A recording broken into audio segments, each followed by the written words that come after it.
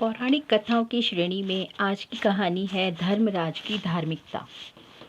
महाराज युधिष्ठिर ने जब सुना कि श्री कृष्ण ने अपनी लीला का संवरण कर लिया है और यादव परस्पर के कलह से ही नष्ट हो चुके हैं, तब उन्होंने अर्जुन के पौत्र परीक्षित का राजतिलक कर दिया और स्वयं सारे वस्त्र और आभूषण उतार दिए।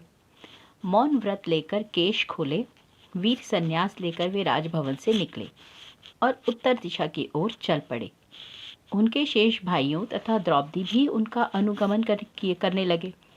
धर्मराज युधिष्ठिर ने सब मोह माया को त्याग दिया था। उन्होंने न भोजन किया, न जल पिया और न ही विश्राम किया। बिना किसी ओर देखे या रुके वे बराबर चलते ही गए और हिमालय में बद्रीनाथ से आगे बढ़ गए। उनके भाई तथा रानी द्रौपदी भी बराबर उनके पीछे चलती रहीं।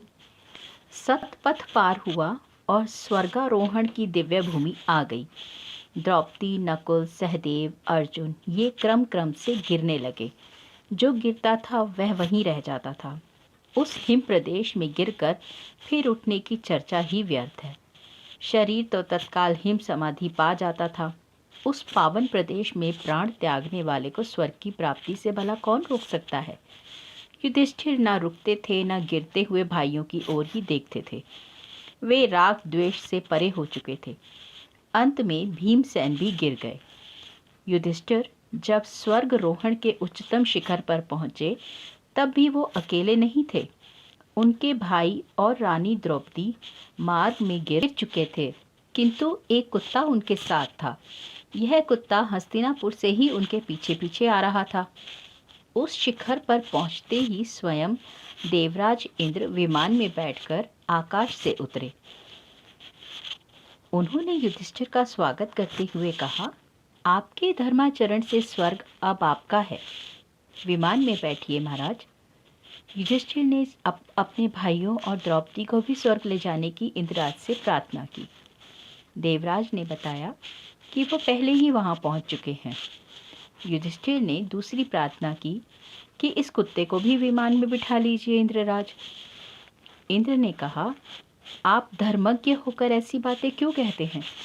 स्वर्ग में कुत्ते का प्रवेश कैसे हो सकता है? यह अपवित्र प्राणी मुझे देख सका, यही बहुत है। युधिष्ठिर ने कहा, यह मेरे आश्रित है। मेरी भक्ति के कारण ही नगर से इतनी दूर तक मेरे साथ चला आया है। आश्रित का त्याग अधर्म है। इस आश्रित का त्याग मुझे अभिष्ट नहीं है।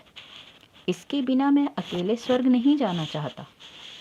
इंद्र देवता ने कहा, राजन, स्वर्ग की प्राप्ति पुण्यों के फल से होती है। यह पुण्यात्मा ही होता तो इस अधम योनि में क्यों जन्म लेता? युधिष्ठिर ने कहा, मैं अपना आधा पुण्य इस कुत्ते को समर्पित करता हूँ। धन्य हो युधिष्ठिर, तुम धन्य हो। मैं तुम पर अत्यंत प्रसन्न हूँ। युधिष्ठिर ने देखा कि कुत्ते का रूप त्याग कर साक्षात धर्म देवता उनके सम्मुख खड़े होकर उन्हें आशीर्वाद दे रहे थे।